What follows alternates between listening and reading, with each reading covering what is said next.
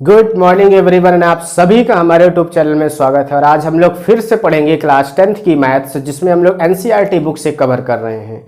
और हमारा चैप्टर है 2.2, इसमें चल रहे हैं हम लोग, जिसमें हमारा क्वेश्चन नंबर फर्स्ट के जो 6 सवाल आपके दिए गए हैं, उसमें से हम लोग आज करेंगे चौथा, पांचवा और छठवां। 3 सवाल बचे हुए थे, जितने भी आज हो जाएंगे हम लोग कर लेंगे। और आई होप कि आपने पिछली वीडियोज देख लिया है। अगर आप क्लास 10th के स्टूडेंट हैं या 9th के, तो आप जरूर देख लीजिए। उसका आई बटन में आपको मिल जाएगा डिस्क्रिप्शन, और डिस्क्रिप्शन में मिल जाएगा या फिर प्लेलिस्ट में आप जाकर देख सकते हैं। तो चलिए हम लोग स्टार्ट करते हैं। आइए, जैसे आपका क्वेश्चन, ये देखिए आपका क्वेश्चन दिया गया यहाँ पे कि दिए गए बहुपदों का क्या करना है आपको। सबसे पहले शून्यक निकालने के लिए कहता है। क्या कहता है कि जो बहुपद आपका दिया गया है, मान लीजिए हम एग्जांपल चौथा, वो हमने क्वेश्चन नंबर चौथा लिया पहले का, ठीक है।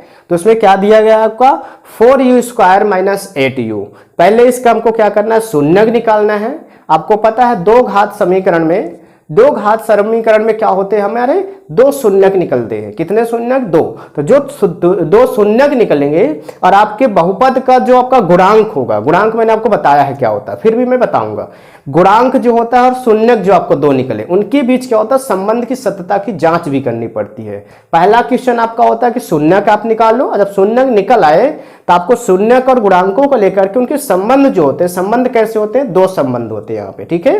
एक आपका योगफल का और एक गुणनफल का संबंध होता है, दो संबंध होता है, ठीक है। तो यहाँ पे हमको दोनों को प्रमाणित करना पड़ता है कि दोनों के मान सेम सेम आ रहे हैं कि नहीं आ रहे हैं, बस इतना। अगर दोनों का सेम आ रहा तो फिर सत्य है, अगर नहीं आ रहा तो फिर आपका सवाल गलत है, आंसर गलत है, यानी सवाल नहीं, ठीक है। चलिए हम लोग स्टार्ट करते हैं। देखिए आपका 4th नंबर है, इसमें हम लोग शुरुआत करते हैं, ठीक है, बिल्कुल। चलिए हमारा 4th नंबर है, इसका क्या करेंगे। सबसे पहले हम क्या करते थे सभी सवालों में, आपको पता होगा, दो घात समीकरण हम लोग लिखते थे। दो घात बहुपद, समीकरण नहीं, दो घात बहुपद। दो घात बहुपद जो हमारा है वो 4u² - 8u है, ठीक है, बिल्कुल, ये हमारा है। अब हम लोग इसके बाद इसका फैक्टर किया करते थे। क्या करते थे? फैक्टर। लेकिन यहाँ पे दो पद है, जबकि हमारा जो बहुपद है उसका स्टैंडर्ड फार्मूला, मानक रूप आपका कुछ इस प्रकार होता है, ax² + bx + c। तो इसमें 3 पद होते हैं, पहले 2 घात, फिर 1 घात, फिर 0 घात। तो यहाँ पे लेकिन 2 है, तीसरा पद नहीं है। जब तीसरा पद होता तब हमको गुणनखंड करना पड़ता है, और 2 हमारे फैक्टर निकल कर आते हैं। लेकिन यहाँ पे आपका क्या है कि गुणनखंड करने की जरूरत नहीं, डायरेक्ट हम इसको कॉमन प्रक्रिया से भी कर सकते हैं। कैसे करेंगे भाई, देखिए यहाँ पे हम लोग क्या करेंगे, 4u² - 8u में क्या करेंगे, जब 2 पद है तो हमको गुणनखंड नहीं करना, डायरेक्ट कॉमन प्रोसेस से हम कर सकते हैं। कैसे? दोनों में क्या क्या शामिल है बताइए भाई। यहाँ पे आप इसको कैसे लिख सकते हैं, आप अच्छे समझिएगा। 4u² - 8u है, जब कॉमन लिया जाता है उभयनिष्ठ दोनों में क्या क्या है, तो हम कैसे लेते हैं भाई। देखिए इसमें 4 है, और इसमें हम u को क्या लिख सकते हैं, u × u, यानी u × u, क्योंकि 2 बार है, माइनस इसको क्या लिख सकते हैं, 4 × 2 और × u लिख सकते हैं। सही है ना? कैसे लिख सकते हैं भाई, इसके पदों में हम दोनों में से कॉमन निकालना है ना, तो कॉमन के रूप में ही बनाना है। देखिए 4 वही सेम लिखा हुआ है, और यहाँ पे भी वही लिखा हुआ है। तो देखिए इसके पास भी 4 है और इसके पास भी 4, इसके पास 1 u है, इसके पास भी 1 u, ये आपके दोनों कॉमन हो गए। चलिए भाई हम यहाँ पे कॉमन ले लेते हैं। 4u आपका कॉमन आ गया, अंदर क्या बचेगा भाई, इसके पास 1 u बचेगा, और इसके पास क्या बचेगा, 2 बचेगा। क्या बचेगा? 2 बचेगा। आया समझ? तो हमारे 2 फैक्टर यहाँ मिल गए, एक फैक्टर ये बाहर वाला, एक फैक्टर अंदर वाला मिल गया, ठीक। इसके बाद हम क्या लिखा करते हैं यहाँ पे भाई, हम लिखते हैं कि इसका मान 0 होगा। क्या होगा? क्योंकि 4u² - 8u का मान क्या होगा, का मान 0 होगा। क्या होगा? 0 होगा, ठीक, 0 होगा। जब क्या करेंगे भाई, जब हमारा हो जाएगा भाई 4u और बराबर 0, इसको ले लेंगे, ठीक है। और यहाँ पे क्या ले लेंगे भाई, u आपका ये क्या है, u है, ठीक है। तो दूसरा वाला हमारा u - 2 = 0, दोनों फैक्टर को हम अलग अलग 0 दिखा देंगे, ठीक है। जब 0 दिखाएंगे तो यहाँ पे u का मान निकालेंगे, 4 गुणे में इधर जाएगा तो भाग हो जाएगा आपका, ठीक है। और इधर क्या हो जाएगा हमारा, u बराबर करेंगे माइनस, इधर जाएगा तो प्लस हो जाएगा। बताइए 0 में अगर हम किसी संख्या से भाग देते हैं तो क्या आता है, 0 आता है, कोई भी संख्या हो, ठीक है। और यहाँ पे आपका 2 आ गए, हमारे 2 शून्यक निकल आए। ये देखिए आपका 2 शून्यक निकल आया। तो हम लोग यहाँ क्या लिखेंगे, इसलिए 4u² - 8u के शून्यक के शून्यक 0 एवं 2 है। हमने लिख दिया भाई, इतना आपका क्लियर हो गया होगा भाई, सही है ना। इतना अगर आपका क्लियर हो गया है तो हम लोग अब चले इसकी सत्यता की जांच। पहला शर्त हमारी हो गई कि शून्यक निकाल लिए, शून्यक हमने प्राप्त कर लिया। अब हम आगे क्या करा, शून्यकों तथा गुणांकों के भी संबंध बताए, तो हम लोग अब क्या करेंगे, संबंध इनके निकालेंगे।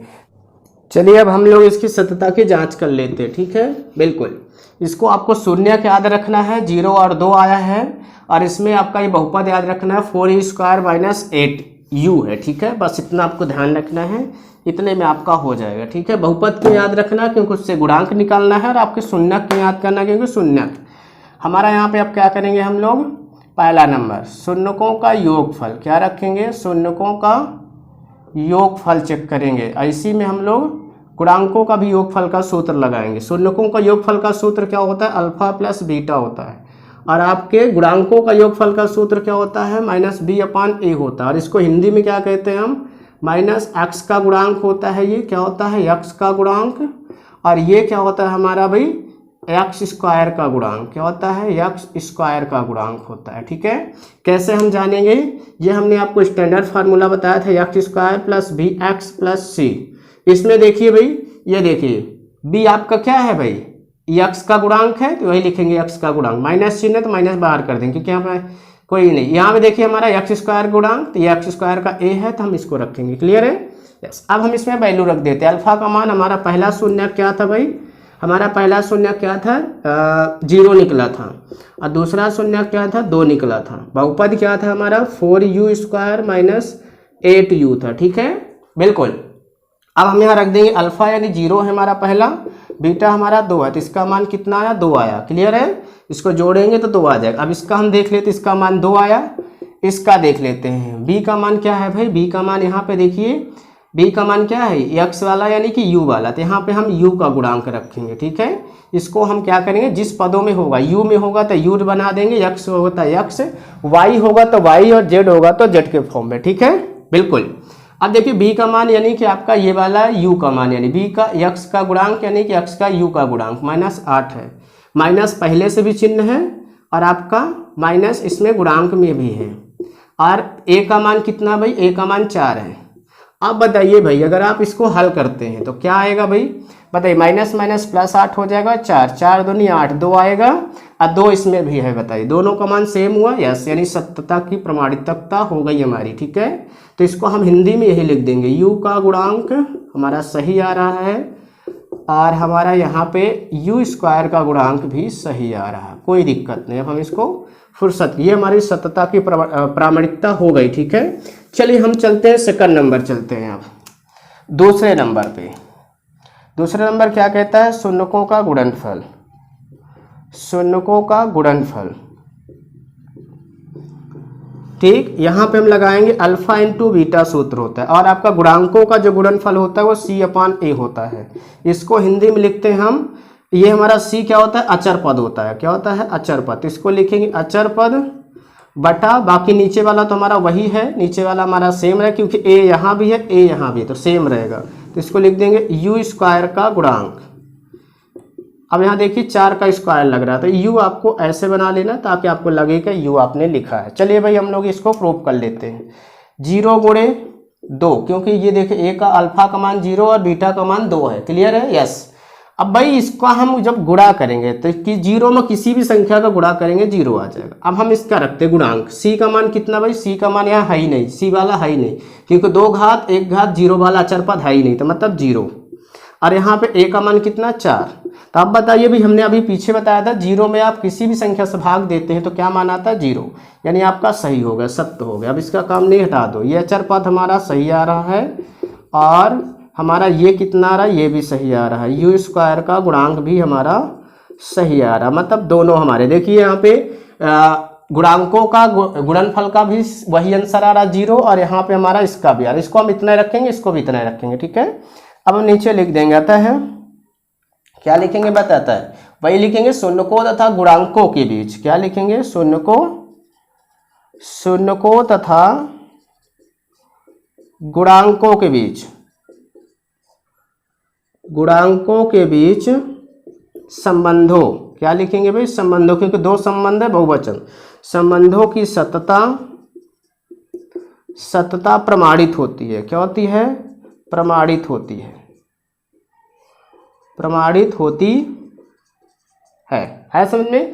ये चीज हमने लिख लिया यहाँ पे, क्लियर है? यस, ये हमारा हो गया चौथा नंबर सवाल हो गया। आई होप कि आपको ये समझ में आ गया। अगर कोई भी क्वेरीज है आप कमेंट बॉक्स में जरूर पूछिएगा कि इसमें कहाँ पास आपको समझ में नहीं है, और मजा आया तो भी आप कमेंट कीजिएगा। चलिए भाई, हमारा चौथा नंबर हो गया। चलिए अब हम लोग देखेंगे भाई जो हमारा ये क्या कहते हैं उसको, 5th नंबर है। ठीक है, 5th नंबर, ज़्यादा वीडियोज बड़ी ना हो इसलिए हम लोग नेक्स्ट वीडियो में करेंगे। 5th और 6th इस बार दोनों एक साथ कर लेंगे तो हमारा ये खत्म हो जाएगा। ठीक है, तो हम लोग, अगर आपको अच्छा लगा हो तब कमेंट कीजिए, लाइक कीजिए और दूसरों को भी शेयर कीजिए दोस्तों को, और नए हैं तो सब्सक्राइब जरूर कीजिए। और हम लोग मिलते रहेंगे ऐसे यूजफुल वीडियोज़ के साथ। तब तक के लिए सभी को जय हिंद।